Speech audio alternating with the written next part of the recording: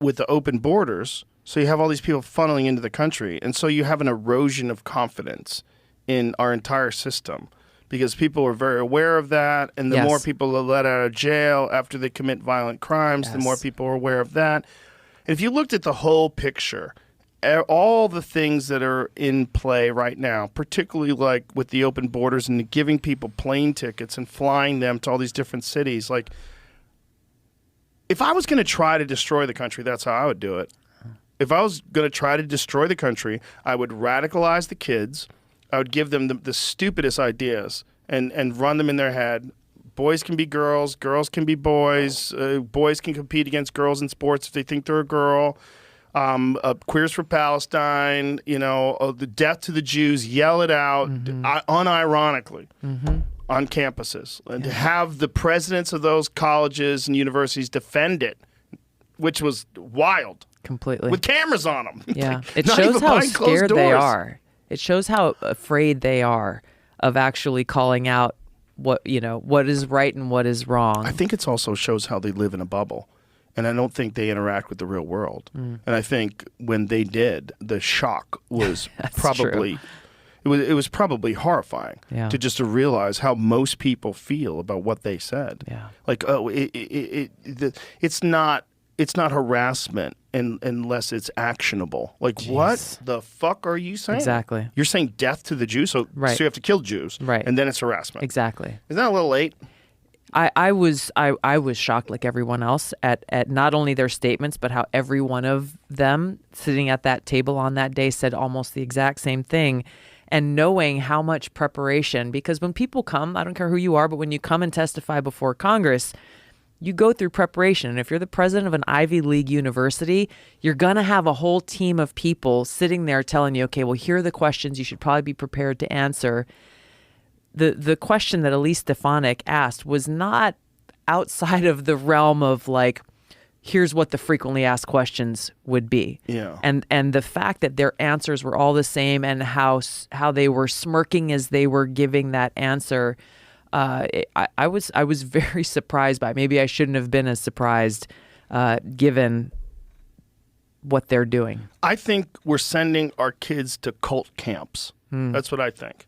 I think they get indoctrinated into this. They don't all. Some of them skate through. Some of them are wise. Some of them realize this is crazy. Right. Can't wait to get the fuck out of here and get my degree and then go to work. But some of them just get locked in, and then it becomes their identity. And it's dangerous. It's dangerous also because, look, kids don't want to listen, okay? And if you have kids, they don't want to listen to you. They want to rebel. And when they finally get to go away somewhere and be on their own, and your dad's a banker, you're like, fuck that asshole. Capitalism is bullshit. Like, and you're wearing a Che Guevara t-shirt. Right. You don't know what the fuck you're doing. You're like, you're using ChatGPT to answer your homework. The whole thing is nuts. And then you're allowing those young people that are just trying out being an adult with a voice and an opinion and trying to be profound. Yeah. And there's no consequences to actions. No, it's weird. It's weird. It's weird.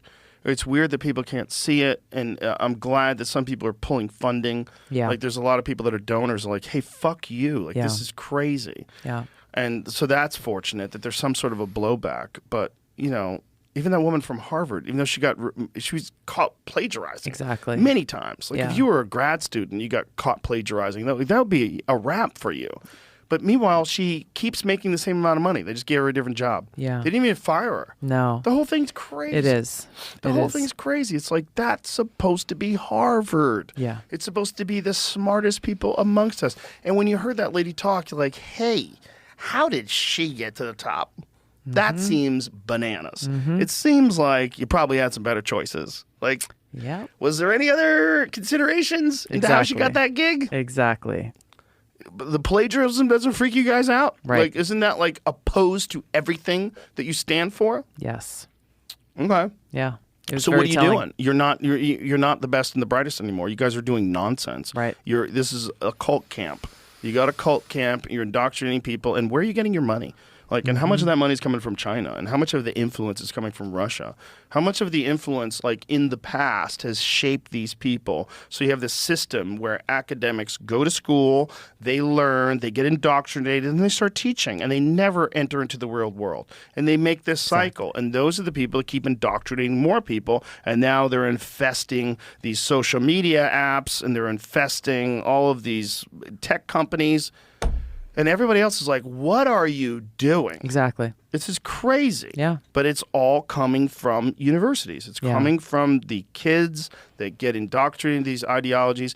And I remember when I first started talking about this in like 2015 or 16, whenever the Jordan Peterson thing was happening, it was Brett Weinstein on Evergreen College. And people were like, why do you care what's happening in these obscure colleges? I go, hey, they're going to graduate. Yes. Like when I see fire and it's 5 miles away, I don't go, oh, it's 5 miles away. I go, hey, we got to get the fuck out of here now. Like, get out of here now. Yeah. Fire's coming. Yeah. Get out. Like, this is, like, you don't see that these kids are going to leave school. Yeah. If they're so crazy, they believe that you should have a day where you tell white people they have to stay home.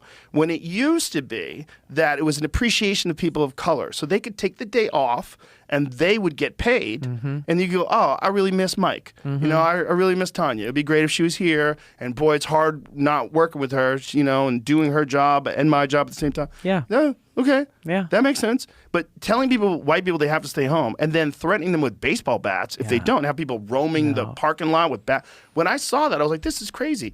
And so many people were saying, why do you care? Well, they're going to go out in the world. And if this is happening there, it's not an isolated situation. It's happening to other people. And then the Jordan Peterson thing in Toronto. And like, okay, guys. Yeah. And now everyone is sort of realizing, like, oh, this is a real problem. This is infesting the world. This ideology is pervasive. And it's not well thought out.